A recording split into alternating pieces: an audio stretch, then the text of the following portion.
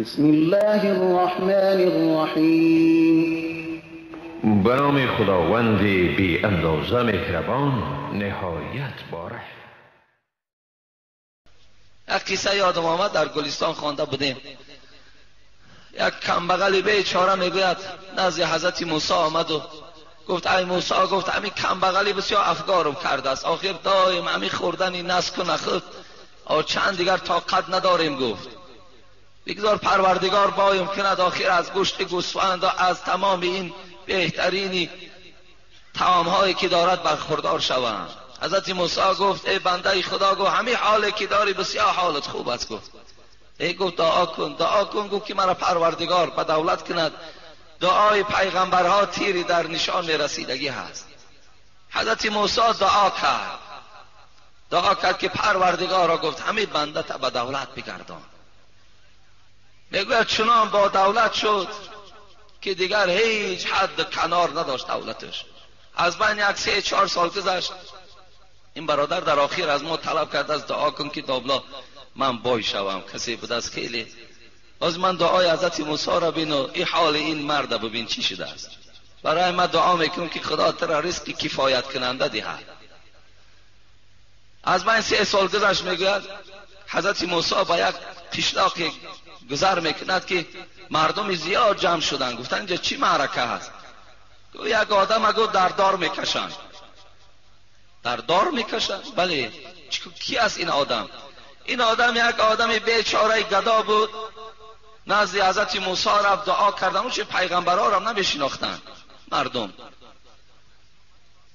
نزد حضرت موسی رفت. حضرت موسی در حقش دعا کرد، به دولت شد.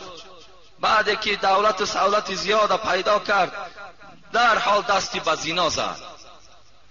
عرق نوشی کرد و زنا کرد.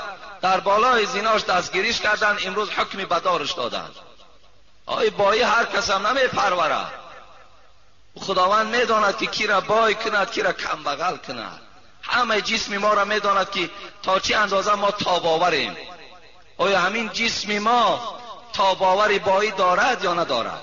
و الله میداند اینه. بعدا حضرت موسی بسیار غمگین شد. نگاه کرد که این مرد را که دعا داده بود برداشتن و در گردنش بنده و در دار کشیدنش. غمگین شد.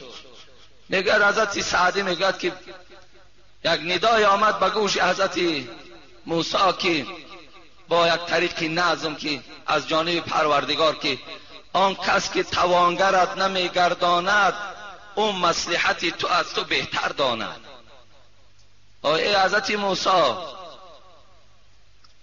پروردگار از تو دیده بهتر میداند که کی را بای کند، کی را کم بغل سازد. الله این نقصتر میداند.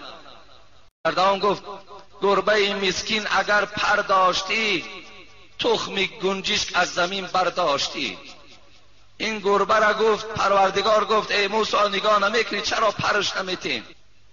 این پر ندارد، با بازم بی پریه که هستی دارد.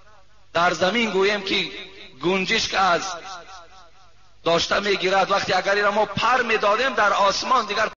اگر انسان آرزو و هوس بای شدن داشته باشد یا دعا کند، او را خداوند بای میکند یا نمیکند؟ پیغمبر خدا در حدیث های مبارک میگوید کل شیء بقدر حتی العجز والکیس. همه چیز به تقدیر وابسته است، حتی زیرکی و حتی گویم سادگی آدم هم. بعضی آدم ساده می شود، همون به تقدیر وابسته است. بعضی آدم زیرک می شود، همون هم در تقدیر زیرکی بوده است. حبیب خدا گفتن وقتی شما 4 ماه در شکم مادر هستین 4 چیز ملائکه ها می نویسند. یکم چیزی که می نویسند ریسک تو را بای می شوی. اگر نکشیده باشد بای نمی شوی. چیزی که در تقدیر. این را به آرزو و به هوس پیدا کردن ممکن. حضرت ابوبکر صدیق گفتن 3 چیز از 3 چیز یافتن ممکن نیست. 3 چیز را از 3 چیز یافتن نمی شود. یکم گفتن جوانی را برنگ و بار. یک آدم 50 و 60 می رود، بعد دیگر ریشه پس می تراشد و موی سر سیاه می کند و بعد کستون و بروکای بهترین، همون توفلی های قیمت هم میپوشد، هزار که کند جسم تو را پیر است. تو ظاهرت اگر چنده که نوام باشد، تو را داخلت کهنه است. رهگردی تو را نشان میده تو پیر هستی. حضرت گفتن با رنگ و بار آدم جوان نمی شود. هر جوانی که از این جوانی را خدا خودش به رنگ و بار زینت دادگی هست. برای همین سه چیز را از سه چیز یافته نمی شود. دویمش چی است؟ گفتن تن صحت را با دارو پیدا کردن نمی شود. یک بار سلامتی را از دست بده، ده ها اگر کورس لیچینی بگیر دیگر فایدت نمی کنه. یک دم یک نابود می شود، لیکن باز اون جا در من باقی ماندگی هست. اون چیزی که خداوند اون بهترین سلامتی را که در اول داده بود وقتی که از دست رفت دیگر وای برقرار به دارو نمی شود. گفت سوم گفتن بایی حضرت ابوبکر به هوس و به گویم خواهش پیدا نمی شود. یک آدم بایی میبینی همه شرایطاش بهترین و بعد هوس خوری که ای بایی را ببین چی گونه است. گفته اگر هزار هوس که خوری تا در تقدیرت الله بایی را نکشیده باشد بای نمی شوی. برای همین اولا دادر عزیز گویم اگر مقصد من خواهی بایی را طلبم نکن. انشاءالله همین خداوند به تو آنقدر مال دهد که تو همین طلبنده نباشی، در بدر نباشی، خار و زار نباشی، همونش انشاءالله برای تو بردباری میارد، همونش کفایت کننده است. همین آدمای بایی که میبینین بهترین لباس و بهترین ماشین و بهترین خانه دارن، فکر میکنین که یگان پرابلم ندارن. اونا خیلی گویم باز خیلی سرگردانی هاشون زیاد است. برای همین میلش ما هیچ وقت مثال بایی را گویم طرفدار نیستیم، نه، بلکه این خداوند دادی خداوند است. یک کس بای میکند، یک کس کم بغل میکند که خوش به حال همون بایی که از همون دولت و سهولتش دیگرها را برخوردار میکند، خوش به حالش. بسیار نیک است همون بای هایی که اگر در کدام محله که بای زندگی داشته باشد و همون محله از حساب آبادان در گلستان خوانده بودیم. یک کمبغلی بیچاره میگوید نزد حضرت موسی آمد و گفت ای موسی، گفت همین کمبغلی بسیار افگارم کرده است، آخر دایم همین خوردنی نسک و نخود چند دیگر طاقت نداریم. گفت بگذار پروردگار بایم کند آخر از گوشت گوسفند و از تمام این بهترین طعام هایی که دارد برخوردار شوند. حضرت موسی گفت ای بنده خدا، گفت همین حالی که داری بسیار حالت خوب است. گفت ای گفت دعا کن، دعا کن. گفت که مرا پروردگار به دولت کند.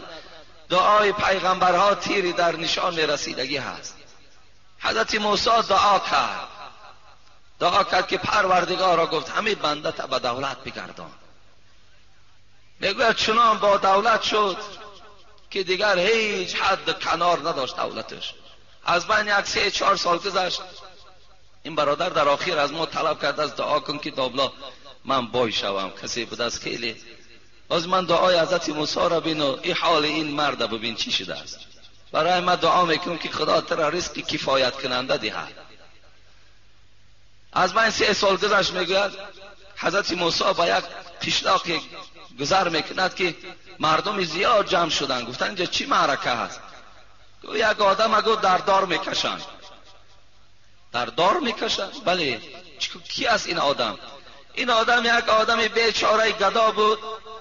نزد حضرت موسی رفت دعا کردن. اون چه پیغمبرها را نمیشناختند مردم. نزد حضرت موسی رفت. حضرت موسی در حقش دعا کرد، به دولت شد. بعد که دولت و سهولت زیاد پیدا کرد، در حال دستی به زنا زد، عرق نوشی کرد و زنا کرد. در بالای زناش دستگیریش کردن. امروز حکمی به دارش دادن. آی بایی هر کس هم نمی پروره. خداوند میداند که کی را بای کند، کی را کم بغل کند. همه جسم ما را میداند که تا چه اندازه ما تاباوریم. آیا همین جسم ما تاباوری بایی دارد یا ندارد؟ و الله میداند اینه.